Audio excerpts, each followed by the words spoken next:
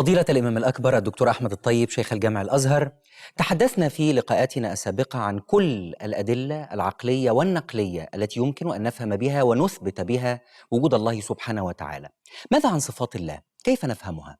بسم الله الرحمن الرحيم. الحمد لله والصلاة والسلام على سيدنا رسول الله. نعم، بعد أن يثبت العقل وجود الذات لابد له من أن يتصور هذه الذات على أوصاف معينة، وإلا ذات بدون صفات لا يمكن، يعني هذا أيضا يدخل ربما في باب التناقض.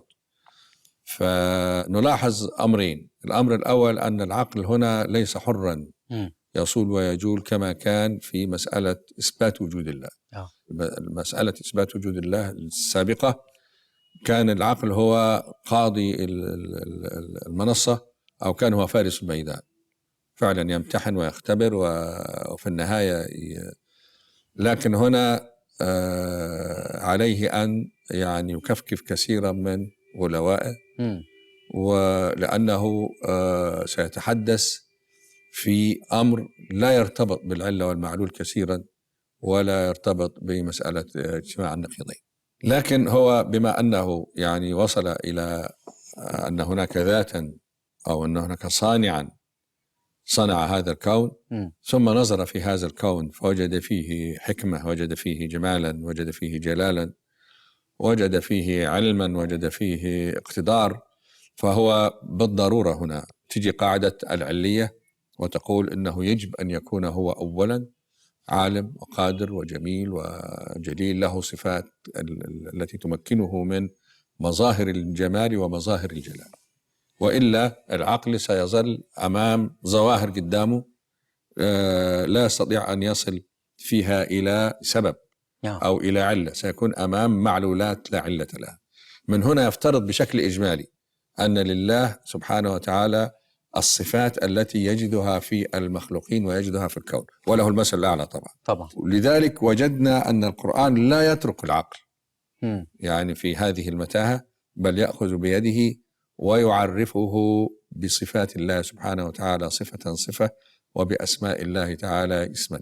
العقل وحده قاصر وعاجز، هو يثبت بشكل عام أن له صفات الجلال، صفات الكمال، لأنه وجد الكمال ووجد يعني حين نرى إنسانا كريما نعرف أن الله أكرم، بالضبط. حين نرى شيئا جميلا نعرف أن الله في أجمل. نعم، يعني حتى على الأقل يعني سيبك الرجل البدائي البعيد عن الشرع يفترض أنه على الأقل أنه عالم قدر هذا العلم، مش أقل طبعا. وإن يعني صح له أن يفترض أنه ليس أكثر مش مشكلة، إنما علشان يعني يفك التناقض العقلي، ووجد شخصا عالما يفترض أن الذي أوجده هو عالم قبله. مسألة أعلم وكذا والفرق بين العلمين والمطلق والمقيد دي مسائل تأتي فيما بعد. لكن لو فرضت أن هناك إنسان في جبل ووصل إلى إثبات وجود الله، لابد له من أن يثبت له صفات الكمال والجمال والجلال بشكل عام، انطلاقا من أنه ممسوك من قضية أن فيه علم وفيه جمال وفيه جلال. لابد أن يكون القاعدة اللي قلناها يجب أن يكون في العلة قدر ما في المعلول على الأقل، وإلا تصبح أمام معلولات لا علة لها، وهذا مرفوض. هيبقوا منفصلين، هيبقوا مرفوض. لا، أنت أمام موجود ليس له سبب، واحنا اتفقنا على أن لا يمكن أن يكون هناك موجود ممكن. خذ بال حضرتك، لأن احنا هنيجي في موجود ممكن وموجود واجب. الموجود اللي احنا وصفناه في حلقة سابقة أنه هو في نقطة متساوية بين الوجود وبين العدم، يعني إمكان الوجود وإمكان العدم. هذا الموجود هو الذي لا يمكن العقل أن يفترض أنه جاء هنا أو استمر هنا بدون فاعل خارجي وضعه يعني حقق له الوجود أو أبقاه في العدم، لأنه هو كذاته من حيث ذاته من حيث ماهيته هو متساوي الطرفين تماما. زي بالضبط عندك ميزان محرر والكفتين متساويتين، فجأة لقيت كفة تحت وكفة فوق، ما تقدرش تقول أن دول لوحدهم، مستحيل. لابد حتى لو هواء، إنما لابد من سبب طرأ رجح جانب الوجود على جانب العدم. الممكن اللي هو احنا كلنا كلنا ما عدا الله سبحانه وتعالى أنه هو واجب الوجود. إحنا ممكن الوجود. ممكن الوجود هكذا، لابد في حين يبرز إلى الوجود لابد من افتراض سبب خارج عنه رجح جانب الوجود على جانب، وإلا جوهر الرد الفلسفي على وجود ربنا سبحانه وتعالى. نعم، وإلا تكون أمام ظاهرة حدثت ولا علة لها، وتجيني بقى قانون علي يمنع هذا الكلام. حقيقة يعني الدراسات الإسلامية قائمة على ده، مش يعني بتغيب العقل، ده بتغيب اللا عقل طبعا. وبترفض اللا عقل. هي قائمة على المنطق والعقل والفهم. العقل طبعا. يعني وآية طبعا تتفكرون تبصرون دي أي يعني أطفال الكتاب يحفظونها عن ظهر قلب. فإذا القرآن حدد لي أسماء معينة وحدد لي صفات.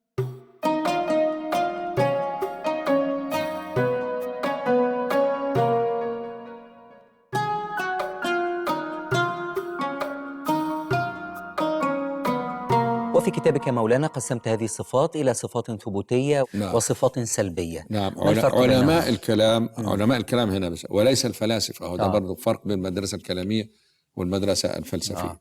القضية أن المعتزلة مثلا قالوا نعم لله صفات، لأنه لا يستطيع مسلم فيلسوف متكلم إن شاء الله يكون يعني يسمع قوله تعالى إن الله رحيم أو إن الله غفور ويقول ملوش صفات، لا، أو يقول ما ليهش صفة، لا، أو يقول أنه ليس غفورا. المشكل ليس في هذا، إن الله على كل شيء قدير، رحيم، غفور، قدير، سميع، عليم، بصير، إلى آخر. كل هذه الصفات لا يستطيع المسلم أن يتمارى فيها، خلاص ده نص واضح وثابت. لكن الفهم بعد كده، هل هو رحيم بذاته ولا بصفة اسمها الرحمة، بحيث أن يكون عندي الله سبحانه وتعالى وعندي صفة الرحمة الإلهية مضافة إليه، ولا هو ما فيش صفة لكنه رحيم بذاته. هنا يعني وده فهم عقلي. هنا انشطرت المدارس إلى أكثر من مدرسة. مدرسة تقول الفلاسفة يقولون لا صفات على الإطلاق، وإنما هو رحيم بذاته، غفور بذاته، دي تجليات ومظاهر، إنما لا توجد صفات. وطبعا معركة كبيرة بينه وبين المتكلمين. المعتزلة قالوا نعم له صفات، ولكن هذه الصفات هي عين الذات، هي الذات. ما اقدرش أقول يعني ما اقدرش أفرق بينهم، أقول في اثنين، في قادر وفي قدرة، أو في رحيم وفي رحمة، أو في سميع وفي سمع. الأشاعرة بقى هم لأنهم متسقين بالنص قالوا لا، لابد لله من صفات غير الذات. غير الذات اللي هي صفة السمع، صفة البصر، صفة القدرة، صفة العلم، اللي هي القرآن وصفها. وأحيانا القرآن تحدث عن علم يعني، وأحيانا تحدث عن صفة كصفة وليس الصفة كموصوف بها. فالأشاعرة وقالوا أن يعني هذه الصفات ثابتة لله سبحانه وتعالى. هنا لما جمعوا هذه الصفات قسموها إلى مجموعات حسب معنى الصفة، فقالوا لله صفة اسمها صفة نفسية أو صفة ذاتية، وهي صفة الوجود، فهو موجود بذاته، موجود بنفسه، لا أستطيع أن أتصور انفصالا بين صفة ذهنا بين صفة الوجود وبين الذات. خلاص دي صفة نفسية نسميها. ثم بعد ذلك هناك صفات سلبية. سلبية ناس كتير يقول لك الله ربنا ليه صفة سلبية. احنا هنا مصطلح علمي يعني لا ينبغي أن نفهمه في ضوء المخاطبات. يقول لك ده مليان صفات سلبية، ده يعني سلبي يعني مش كويس، ضد إيجابي. ضد إيجابي لا، صفات سلبية بمعنى أنك حين تفسرها بنفي وبسلب. مثلا صفة الوحدانية، هذه صفة طبعا ثابتة لله سبحانه وتعالى. طب ما هي معنى الوحدانية؟ الوحدانية هي عدم التعدد. شفت فسرتها بعدد أو تسلب التعدد. يعني هذه الصفة صفة سلبية، لأنها إن كانت تثبت الوحدانية فإنها معنى ثبوت الوحدانية هو سلب التعدد. يعني نفي النقيض. نفي النقيض، نفي التعدد في الذات، نفي التعدد في الصفات، نفي التعدد في الأفعال. كذلك صفة القدم تسلب أولية الوجود، صفة البقاء تسلب آخرية الوجود، وهناك صفات أخرى. لكن يكفي إذا كان هناك إنسان أو مشاهد يريد أن يعرف شيئا، يكفي أن يعرف صفة كمثال، وهي صفة الوحدانية لله سبحانه وتعالى، وأنها من الصفات السلبية التي تسلب التعدد أو تنفي التعدد. ثم بعد ذلك هناك مجموعة أخرى تسمى بالصفات الثبوتية. يعني في صفة نفسية، أكرر عشان يعني هي الدرس يكون واضح. في الصفات السلبية ومثلنا لها بالوحدانية والقدم والبقاء. في صفات أخرى ثبوتية، يعني تثبت لله معنى، يعني حينما تسمعها تفهم منها أنها تثبت معنى لله. وحتى تسمى الصفات المعنوية، مثلا زي القدرة، دي تثبت لله صفة القدرة، يعني معنى. هو القدرة هو مثلا الإيجاد والإعدام بوظيفته. الإعدام معنى أنه يعدم الشيء، تفني شيء. طبعا الكون حتى أرسطو اسمه الكون والفساد. يعني هو عبارة عن وجود وعدم، وجود وعدم.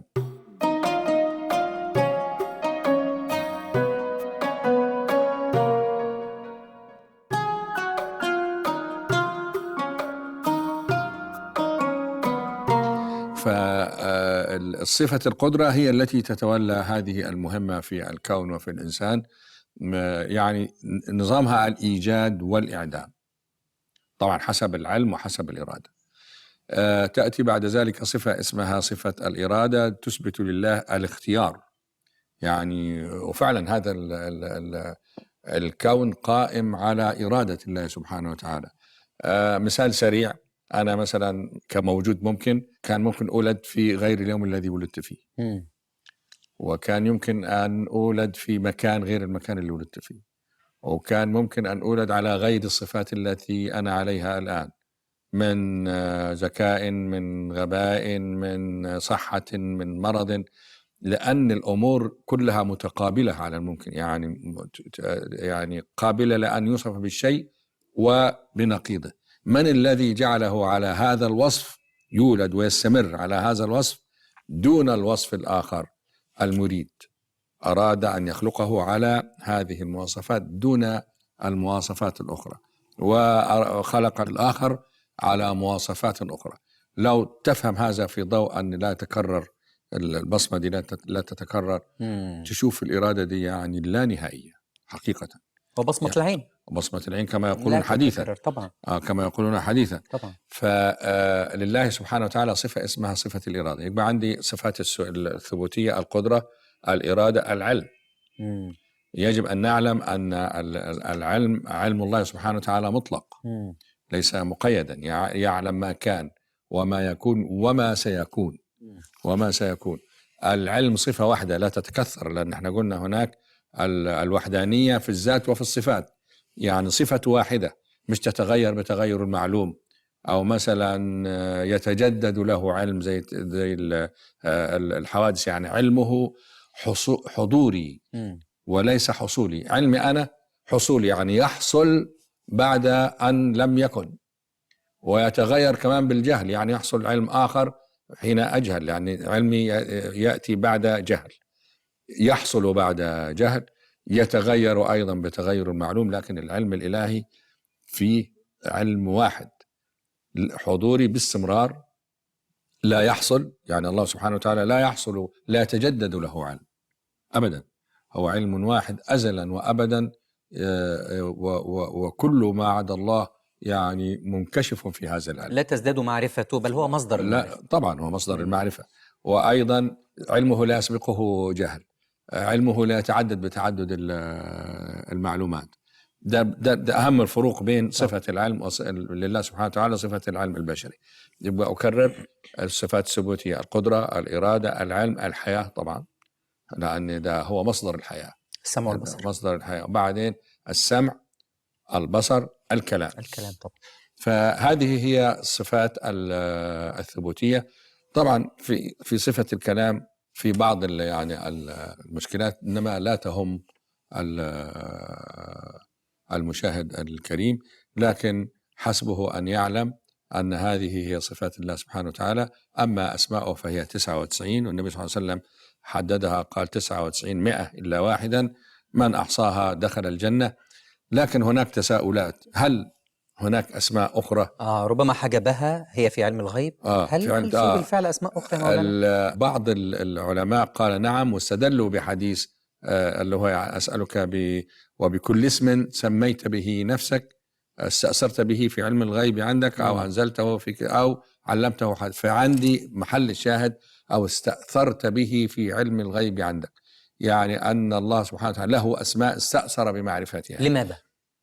والله ربما لأن لا تطيقها الأذهان. لا تطيقها الأذهان. فإذا حين استأثر بهذا، الدرس هنا أن هناك أسماء متخبية عننا. لماذا؟ دي حاجة تانية، إنما الحديث يقول ذلك. فمن أجل ذلك قالوا المعروف لنا 99، لكن هناك أسماء أخرى استأثر الله بها. الآخرين يقولون لا، يعني 99 تجمع، هي أصول كل ما تفرق من أسماء أخرى. في دقيقة واحدة فيها خلاف كثير، يعني أهل السلف يقولون يجب التوقف عندما ورد من هذه الأسماء في القرآن الكريم. يعني لا يصح أن أضيف من عندي، أخترع لي اسم كويس وأضيفه إلى الله سبحانه وتعالى. يقولون هذا خطأ. بعضهم المعتزلة بالذات قال والله ما دام هذا الوصف الجديد يعني ينفي عن الله سبحانه وتعالى نقصا ويضيف إليه كمالا، فلا مانع من ذلك.